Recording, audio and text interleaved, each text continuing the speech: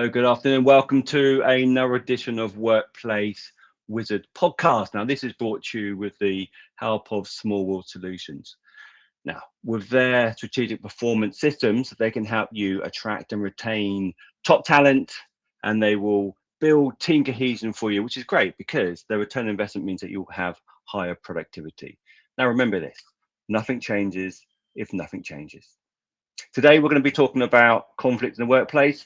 My name's Gavin Wong. I'm your host today. I'm going to introduce my co-host all the way from the United States of America, Mr. Arnell Smalley.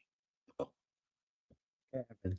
That was a great introduction, man. I appreciate having you as part of our team, and we're just doing things to help improve workplace environments, Gavin. So, what are we talking about today? Well, today we're going to be talking about Arnell, conflict in the workplace. Now, we just finished with the FIFA World Cup, and unfortunately, my team England went out in the semi-finals, did really well.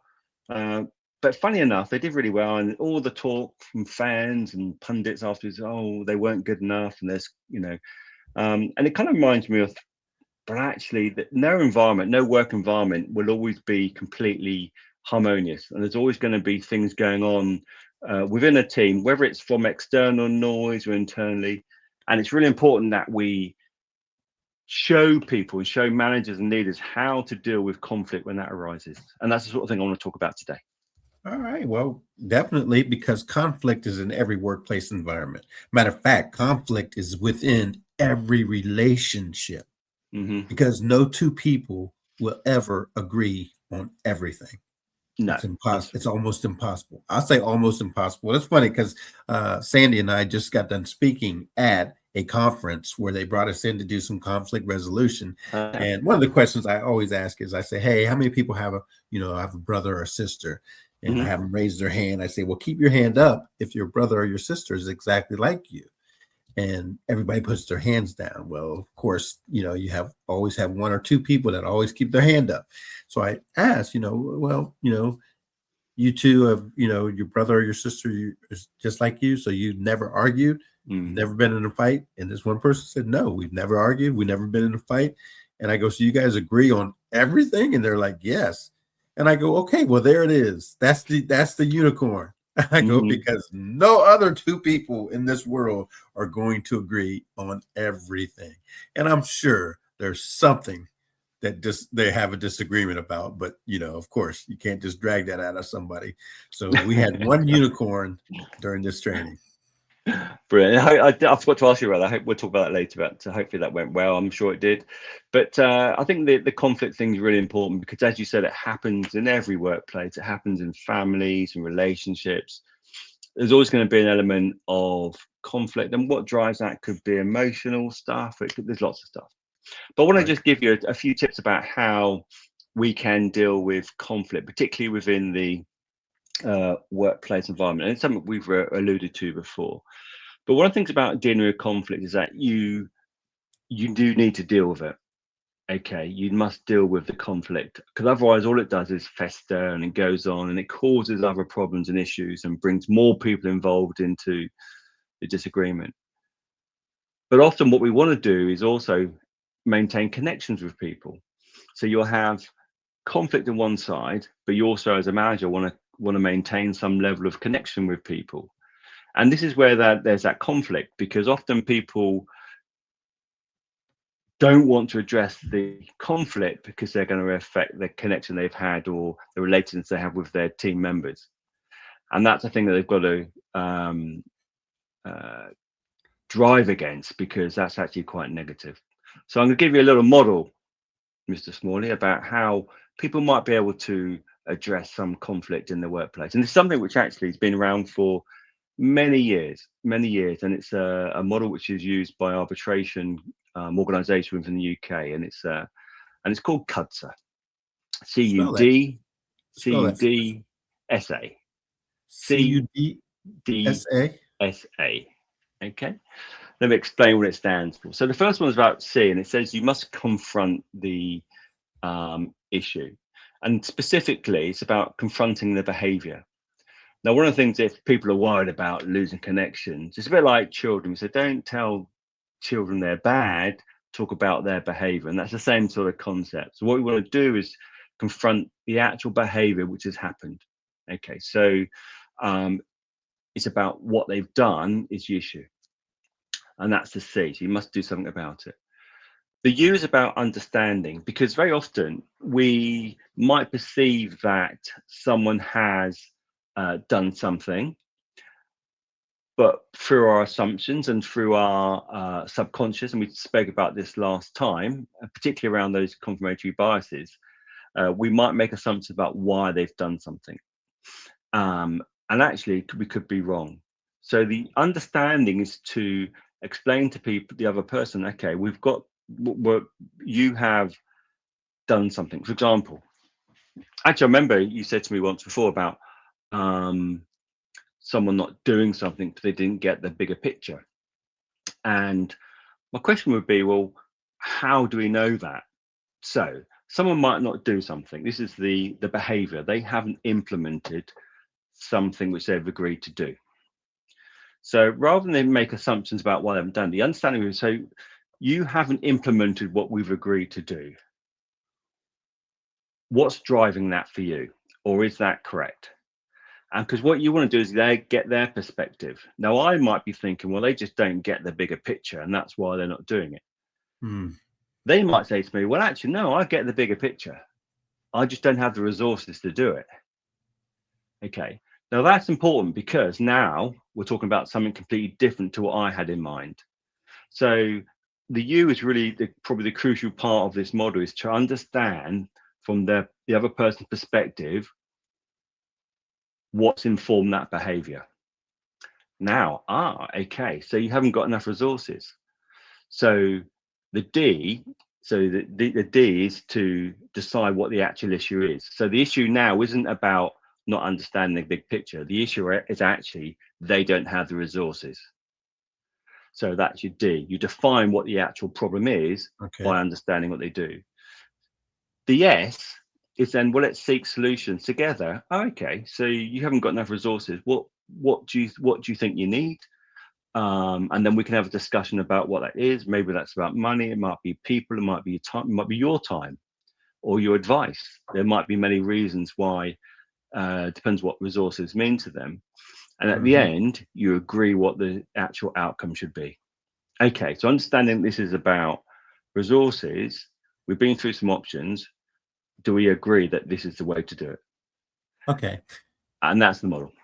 Okay, so what you described, what we talked about this weekend, or this past week in this conference that we did, where we did conflict resolution, we talked about the different ways, the different styles of dealing with conflict. And this one that you just mentioned is pretty much similar to the problem solving technique. Because there's so many different ways that you can respond to conflict. There's so many different ways that that conflict affects you, and then the way you deal with it, the way you handle the conflict is a conflict style. So for instance, there's the avoidance. Some people bury their head in the sand and just and hope that the conflict just merely goes away. Does that work? No, never.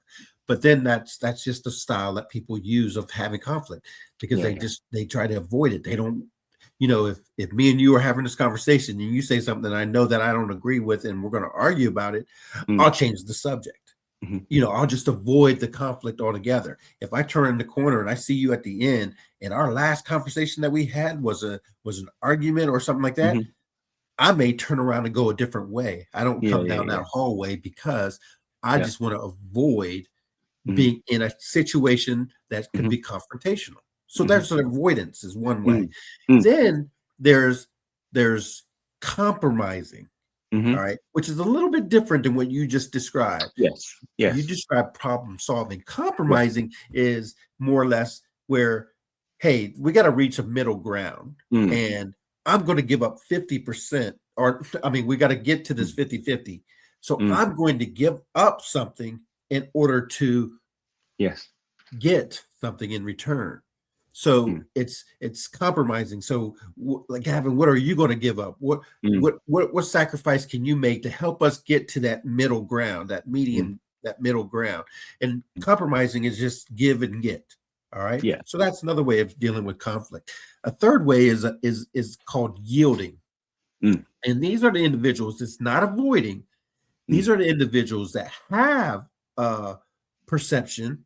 They have a viewpoint, they have a stance, but they give in to the other person. Yes.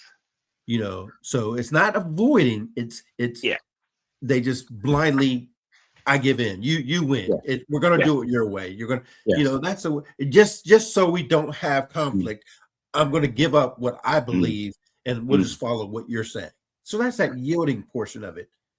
And that sounds amazing, because I think sounds like a really powerful conference, and all these models are, we're not saying there's only one model better than the other, because actually even with the Cudser model, you could, in terms of trying to understand and define the issue, you might define it as, well, actually we don't agree. Right. You can still come to the compromise. But also what you described there about yielding, it might be because people are just high on the S in terms of their Gavin, we're going to go too deep. You brought up a whole just bear with me. But what I'm saying is there might be a reason why they do that. Okay, and that might be their behavior profile.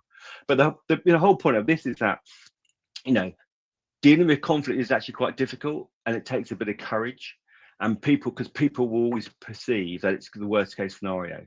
So if I have to tell you you're wrong, I mean, I've got used to it now because I just tell you you're wrong, because it happens quite a lot. But at the beginning,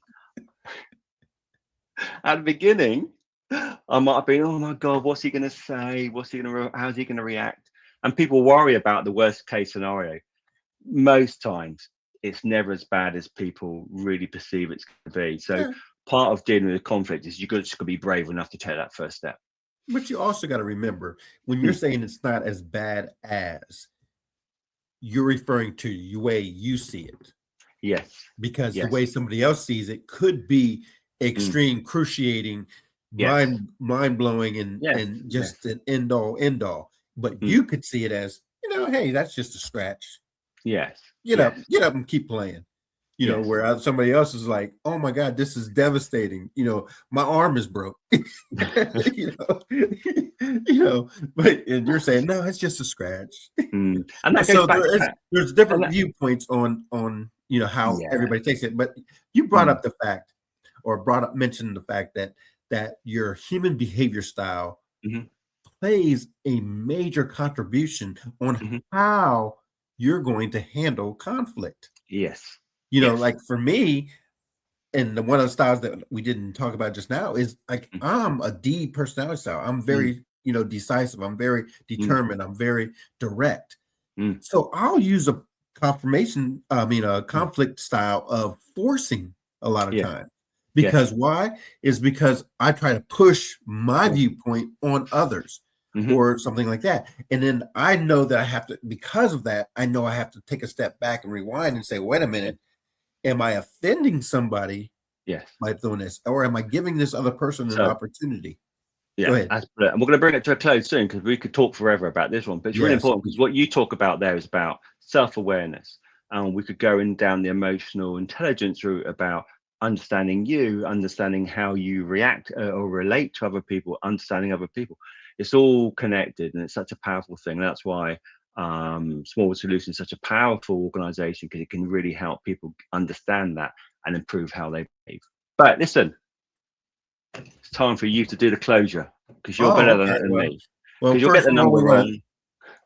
Because we, like you said, we could go on forever about this. As a matter of fact, we're probably going to pick it up again and continue some more, because this was a great conversation, Gavin. But we would like to first thank you for joining us on Workplace Wizards podcast. As you can see, our host, Gavin, led us into a great discussion on conflict. But remember, Small World Solutions wants to help individuals and organizations improve your workplace environment. And how you can get a hold of us, or how you can get us to come to your workplace, contact us at smallworldsolutions.net and click on one of those buttons to say, hey, I'd like a free 15-minute consultation, or just send me a text message and say, hey, Arnell, you know, I saw your podcast. We could use some conflict resolution in our field, or in our organization. So give us a call. But until then, next week, we'll have to say goodbye. Bye-bye now.